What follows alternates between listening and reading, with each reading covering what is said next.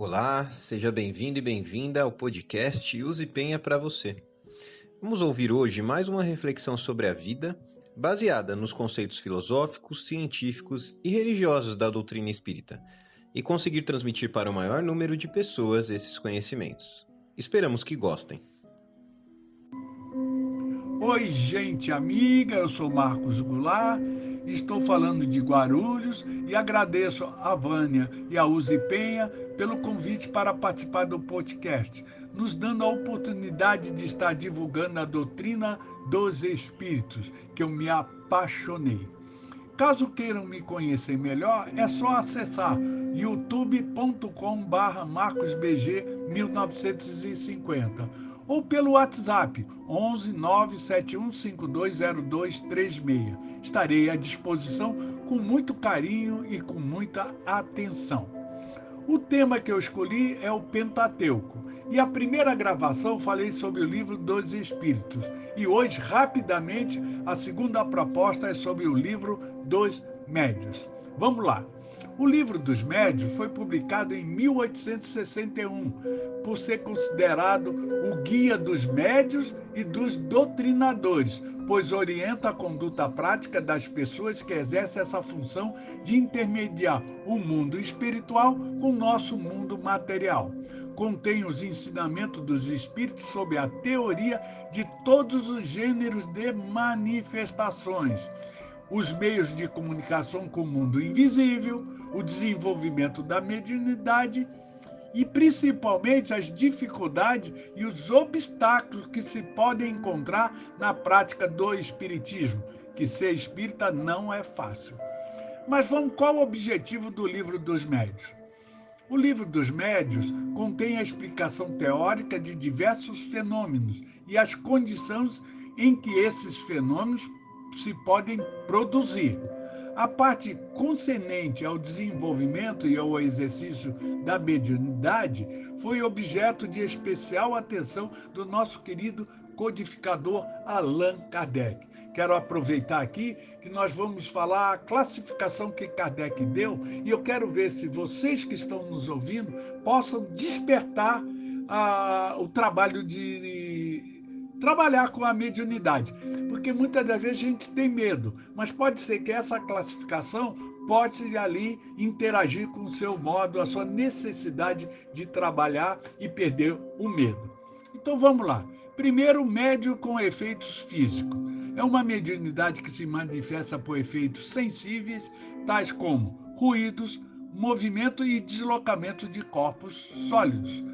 Umas são espontâneas, isto é, independente da vontade de quem quer que seja. Outras podem ser provocadas. Olha que beleza. Segundo, médios sensitivos ou impressionáveis.